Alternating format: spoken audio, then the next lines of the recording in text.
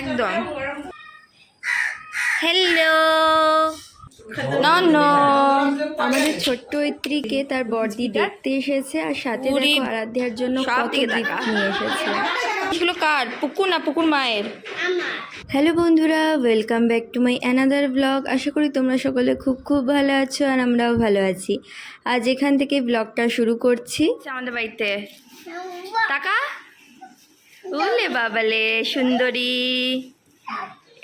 ওরে বাবা রে, তাকা এদিকে। এই যে পুকু, আগে দাঁড়াও ডগিটাকে ভালো করে দেখে নিক, তারপর না আমার কথা শুনবে। তা আজকে হচ্ছে ঐত্রীকে তার বড়দি দেখতে এসেছে আর সাথে আরাধ্যার জন্য কত খেলনা নিয়ে এসেছে। তা আরাধ্যা তো খুবই খুশি এই ডগিটা পেয়ে। শুধু ডগি না, একটা বারবি ডলও নিয়ে এসেছিল। দিদি অনেক দিন ধরেই বলছিল যে ছোট্ট ঐত্রীকে দেখতে আসবে, কিন্তু স্কুলে এত প্রেশার, সেজন্য আর ছুটি নিয়ে আসতে পারছিল না। তা যাই হোক, আজকে দেখো এসেছে বাড়িতে। শুধুমাত্র জাম্বু আসতে পারেনি, একটু খারাপ লাগছিল, কিন্তু কি করা যাবে, অফিস থেকে যদি ছুটি না দেয়।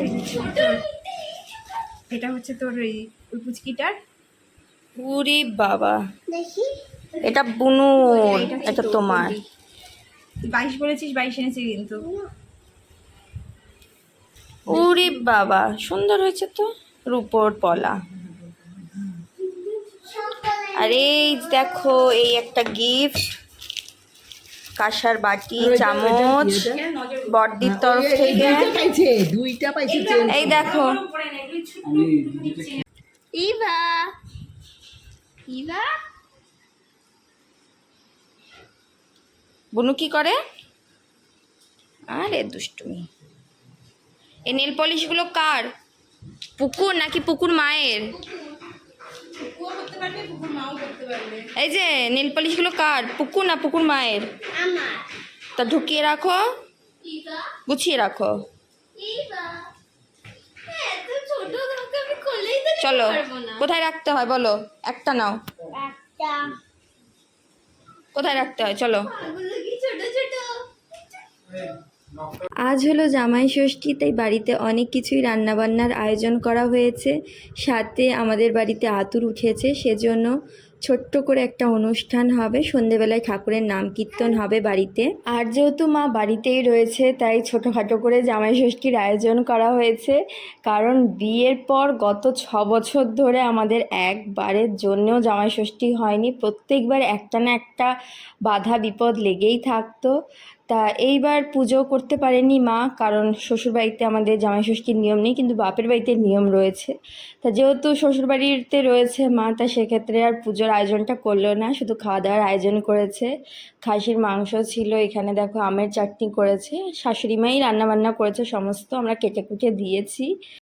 আমার শ্বশুররা 5 ভাই, প্রত্যেকের হাঁড়ি আলাদা হলেও প্রত্যেক অনুষ্ঠানের সময় সব ভাই একত্রিত হয়ে খুবই আনন্দ মজা খাওয়া দাওয়ার পর্ব আমাদের চলতেই থাকে। তা জ্যাঠা শ্বশুর আমাদের মধ্যে নেই, কারণ গত 2 বছর আগে উনি চলে গেছেন। শুধুমাত্র ঐত্রীকে দেখতে সেজো কাকা শ্বশুর এসেছে, বাকি 2 কাকা শ্বশুররা খুবই ব্যস্ত কাজে কর্মে। প্লাস আমার ননদিনীর দেওর, এদের সবারই পরীক্ষা চলছে, তা সেজন্য তারা আসতে পারেনি। তাও কাজের ফাঁকে আমার ছোট কাকা শ্বশুর একবার এসে আমাদের ছোট্ট ঐত্রীকে দেখে গেছে। বাড়ির সকলেই খুবই খুশি, তাদের পরিবারের একটা সদস্য। আমি এখন এই যে জামাইয়ের থালা সাজিয়ে দিচ্ছি সুন্দর করে। আর দিদির দেওয়ার উপর পলা বাঁধানোটা কেমন হয়েছে অবশ্যই কমেন্টে জানিও। সবাই দেখো খেতে বসে পড়েছে আর শাশুড়ি মা এক এক করে খেতে দিচ্ছে। ইনি হচ্ছে আমার সেজো কাকি শাশুড়ি। দেখতে একটু দরজাল, কিন্তু একদমই না, ইনি আমাদের বাড়ির সবথেকে মডার্ন শাশুড়ি।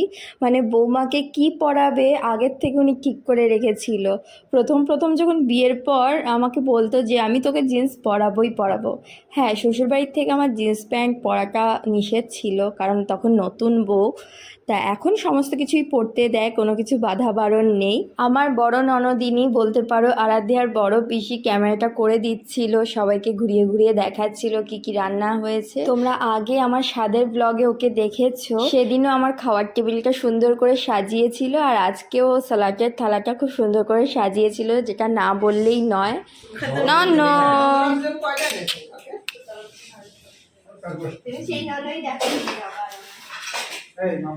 কি গো? হ্যাঁ আমাদের গুলগুলিটা ঘুমায়। এই যে তুমিও যাও যাও যাও। না মহিলা সমিতি আমি যাব না। জামাই বলে কথা, আজকে জামাই আদর হয়েছে। যা আজ তুমি হয়ে গেছো সবার জামাই। আমি মহিলা সমিতির মধ্যে যাব না।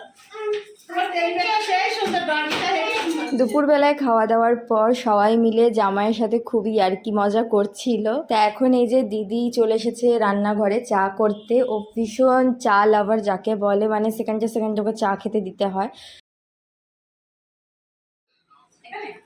সবাই ঘুমাচ্ছে, এদিকে এসি চলছে। নান্না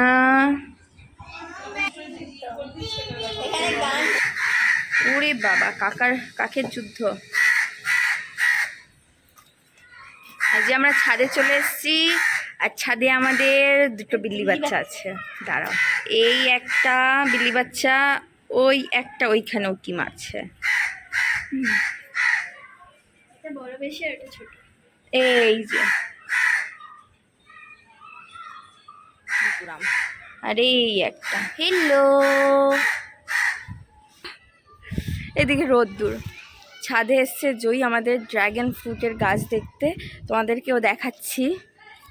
এই দেখো, এখন জয়ের মনটা একটু খারাপ লাগছিল, কারণ ওর থাকার ইচ্ছা ছিল কিন্তু থাকতে পারলো না। মাসি বাড়ি ফিরতে হবে, পরের দিন দিদিকেও স্কুলে যেতে হবে, জয়কেও স্কুলে যেতে হবে, সেজন্য ওরা বাড়ি চলে গেছিলো সন্ধেবেলায়।